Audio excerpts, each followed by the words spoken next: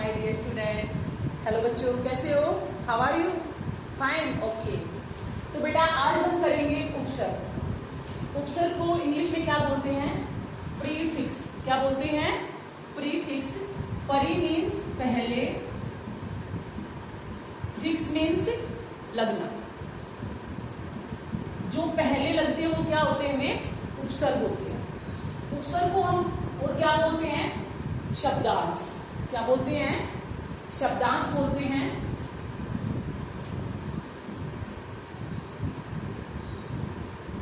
शब्दांश का मतलब ये नहीं है कि आप ये कहो कि शब्द, नो। शब्दांश शब्द का एक छोटा सा अंश होता है, ठीक है, जो मूल शब्द से पहले लगते हैं। तो सेकंड हमारा पॉइंट क्या आ जाएगा कि यह मूल शब्द के पहले लगते हैं। हाँ, मूल हम बाद में लिखेंगे, शब्द के पहले लगते हैं, पहले लगते हैं। तीसरा पॉइंट हमारा क्या आएगा कि जब शब्दांश मूल शब्द से पहले लगते हैं तो शब्द का अर्थ बदल देते हैं। तो तीसरा पॉइंट हमारा आ जाएगा अर्थ में बदलाव। क्या आ जाएगा? अर्थ में बदलाव। पहले वीडियो को अच्छे से आपने समझना है, फिर साथ साथ आपने फिर बाद में इसको उतारना है अपने फेयर नोटबुक में, ठीक है? तो हमारे ये तीनों पॉइंट हो गए हैं। अब हम लिखेंगे उपसर्ग की परिभाषा।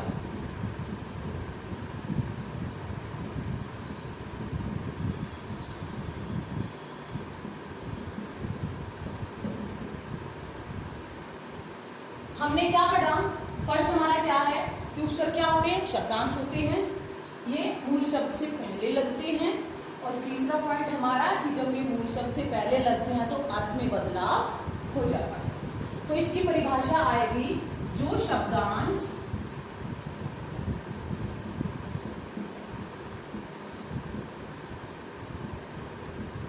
मूल शब्द से पहले लगकर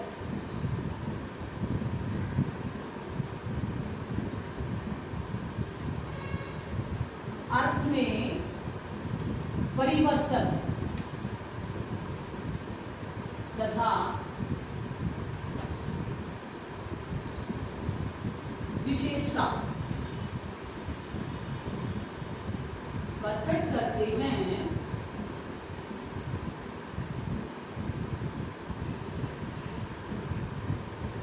उसे उपसर्ग कहते हैं।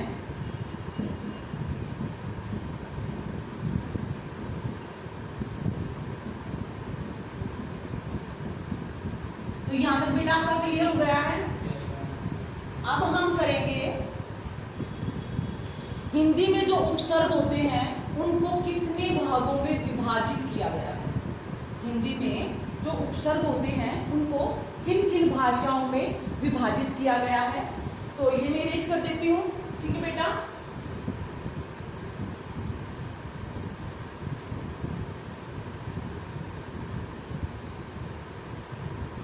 पहला है हमारा है संस्कृत भाषा के उपसर्ग। फर्स्ट क्या हमारा? संस्कृत भाषा के उपसर्ग। इनकी संख्या कितनी होती है? उपसर्गों की कितनी होती है? 22। कितनी होती है? 22। सेकंड हमारा होता है हिंदी भाषा के उपसर्ग। हिंदी भाषा के उपसर्ग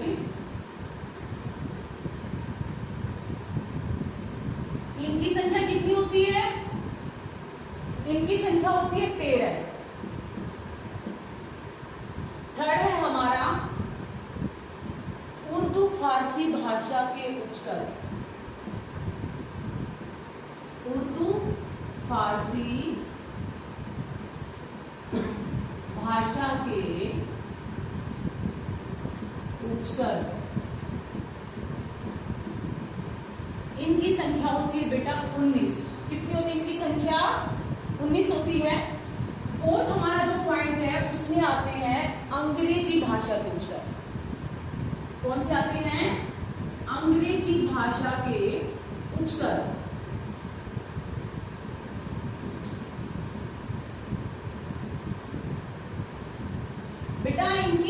संख्या होती है वो असीमित होती है, काउंट नहीं होती है, ठीक है, काउंट की नहीं गई है, कोई बता ही नहीं सकता कि इनकी संख्या कितनी है। तो सिर्फ आपकी जो क्वेश्चन आएगा तो अंग्रेजी भाषा के उपसर्ग जो काउंटिंग नहीं है अनगिनत होते हैं। तो अगर क्वेश्चन नहीं आएगा कि हिंदी भाषा कितने उपसर्ग होते हैं, इस तरह के क्वेश्चन आएंगे कि भाई 13 होते हैं, संस्कृत भाषा के कितने उपसर्ग होते हैं, 22 होते हैं, उर्दू फारसी भाषा के उपसर्ग कितने होते हैं, 19 होते हैं, ठीक है। तो यहाँ तक आपका क्लियर हो गया। अब हम करेंगे संस्कृत भाषा के जो उपसर्ग हैं वो कौन कौन से होते हैं। हम कुछ उपसर्ग लिखेंगे और उनके उदाहरण आपको भी बताएंगे, ठीक है। ध्यान से पढ़ा करो, इधर उधर मत देखा करो। फर्स्ट है संस्कृत भाषा के उपसर्ग।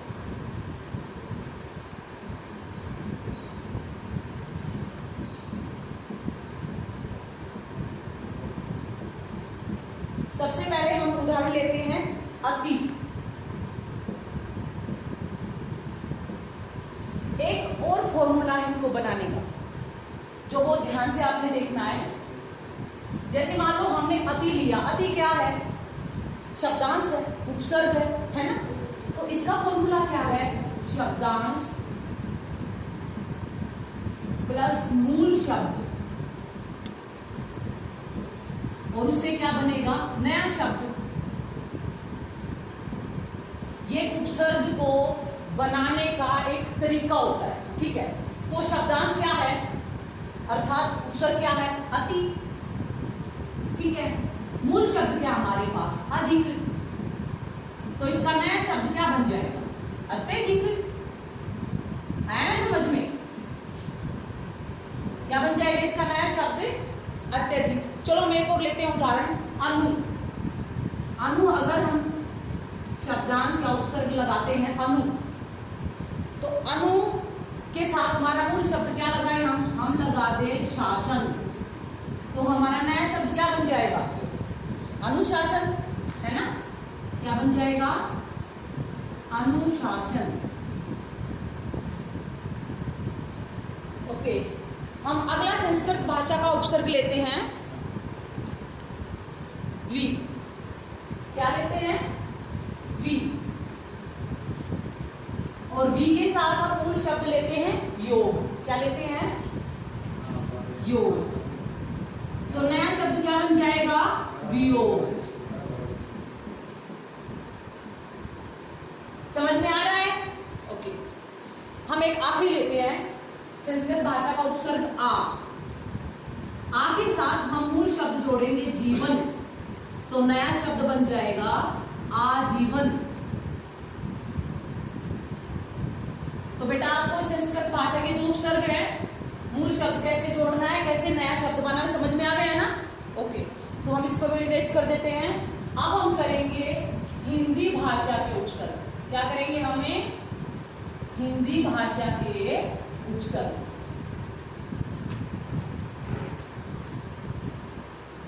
सेकंड पॉइंट हमारा हिंदी भाषा के उपसर्ग। हिंदी भाषा के उपसर्ग में हम सबसे पहले लेंगे ए।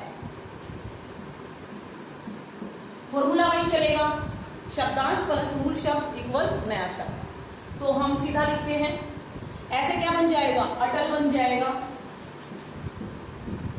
ठीक है। टल हमने मूल शब्द जोड़ दिया है। एक और अभाव बन जाएगा, है ना। क्या बन जाएगा, अभाव। अब हम अगला जोड़ेंगे अन। क्या जोड़ेंगे अब हमें, अन। अन उपसर्ग में हम मूल शब्द जोड़ते हैं तो बन जाएगा अनपढ़, है ना। क्या बन जाएगा, अनपढ़।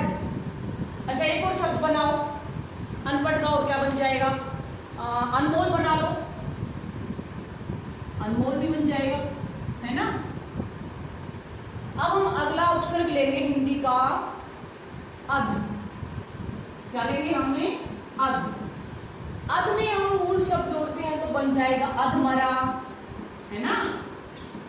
अच्छा अधपका, अधपका।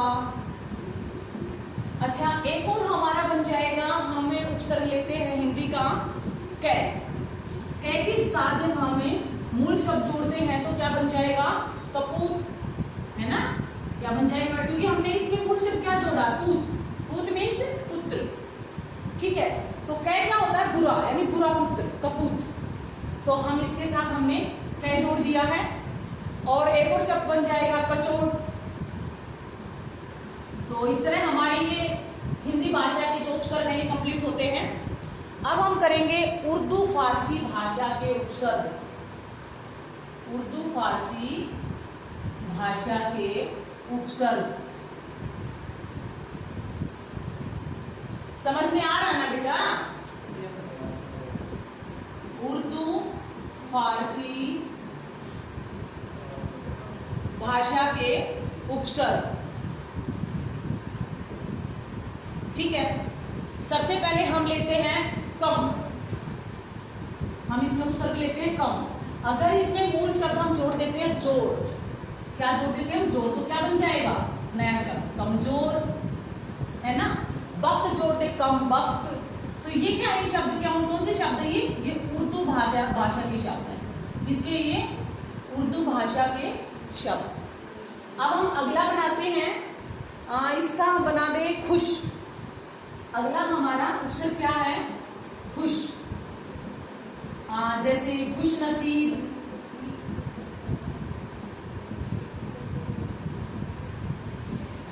है ना। अच्छा एक और बन जाएगा खुशखबरी, बन जाएगा ना, ओके। तो खुश खबरी। अच्छा भी अगला बताओ, अगला क्या बनाए, बोलो। चलो हम अगला बनाते गैर। हम गैर बना देते हैं। तो गैर से बन जाएगा गैर हाजिर, है ना। क्या बन जाएगा, गैर हाजिर। और अगला हम बना देते हैं गैर का गैर कानूनी।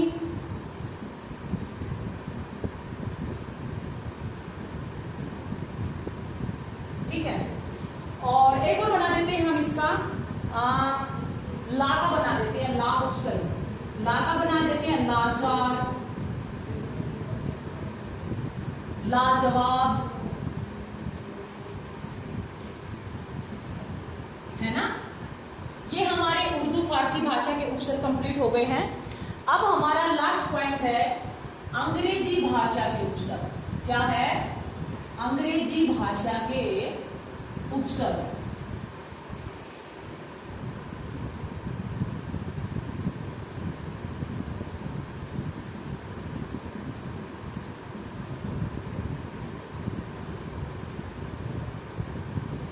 अंग्रेजी भाषा के जो उपसर्ग हैं, पहला हम लेते हैं सब। ये अंग्रेजी भाषा का उपसर्ग है। सब का बन जाएगा सब इंस्पेक्टर। सब का क्या बन जाएगा, सब इंस्पेक्टर, ठीक है। अच्छा अगला हम ले लेते हैं डिप्टी, ठीक है। डिप्टी उपसर्ग ले लेते हैं, ये अंग्रेजी भाषा के उपसर्ग है। तो इसका बन जाएगा डिप्टी कलेक्टर। क्या बन जाएगा, डिप्टी कलेक्टर,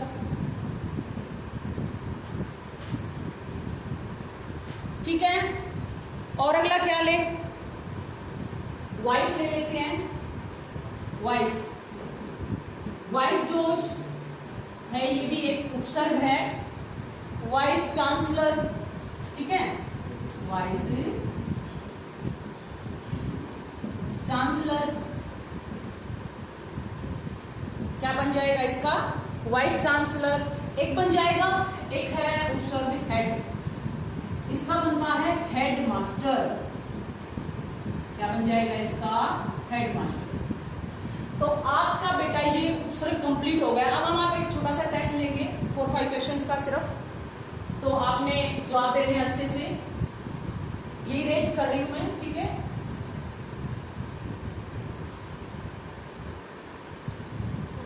पहला दो हमारा जो क्वेश्चन है, ध्यान से सुनना आपने, ठीक है। आयोग कौन सा शब्द है, आयोग। आयोग में कौन सा उपसर्ग है, बताओ मुझे। हमें इस बात का ध्यान रखना है कि कौन सा तो उपसर्ग है और मूल शब्द का भी अर्थ निकलना चाहिए। तो योग का अर्थ निकल रहा है, ठीक है। तो इसमें उपसर्ग क्या है, आ। क्या है इसमें उपसर्ग आ। ठीक है, सेकंड क्वेश्चन है हमारा, मैं पर उपसर्ग से कौन सा शब्द बनेगा? पर उपसर्ग दे दिया है और इससे शब्द बनाना है, तो क्या बनेगा? वर्बल बना दो। क्या बनेगा? वर्बल। और भी बहुत सारे बन जाएंगे। ठीक है, तो थर्ड हमारा क्वेश्चन क्या है? सम उपसर्ग में कौन सा शब्द बनेगा? सम। इस बात का ध्यान रखा करो बेटा कि जो सम उपसर्ग होता है ना, वो ज्यादातर बिंदी वाले शब्दों के साथ बनता है। जैसे संसार हो गया, ठीक है, संबंध हो गया, संसार, तो सम बन जाएगा, सार रह जाएगा, है ना? तो ऐसे बनाना है। अगला है हमारा अभिष्ट। अभिष्ट में कौन सा उपसर्ग है? एक बात का और ध्यान रखो, ये टेस्ट मैंने इसलिए रखा था, इसमें कुछ आपको नई बातें बताई जाएंगी। जो उपसर्ग होता है वो हमेशा छोटी की मात्रा में लगता है, तो इसका अगर हम विच्छेद करें, हम इस शब्द को खोलें, तो अभी प्लस इष्ट, तो अभी इसमें उपसर्ग कौन सा निकलाएगा? अभी, यानी छोटी की मात्रा लग जाएगी। हमेशा जो उपसर्ग होते हैं उनमें आप कहीं भी देख लेना, छोटी की मात्रा में आपको उपसर्ग लगे मिलेंगे, कहीं भी बड़ी मात्रा में आपको उपसर्ग लगा नहीं मिलेगा। लास्ट हमारा क्वेश्चन है बेटा निर्मल। इसमें आपका उपसर्ग कौन सा है बेटा? इसमें देखो, निर्मल क्या होता है? गंध होता है। मल हम निकाल देते हैं तो क्या रह जाता? उपसर्ग निर। रह हाफ है तो उपसर्ग क्या निकल गया? निर। तो आप सबने अच्छे से समझ में आए होंगे। आज हमारे टॉपिक उपसर्ग है ये कंप्लीट हो गया है।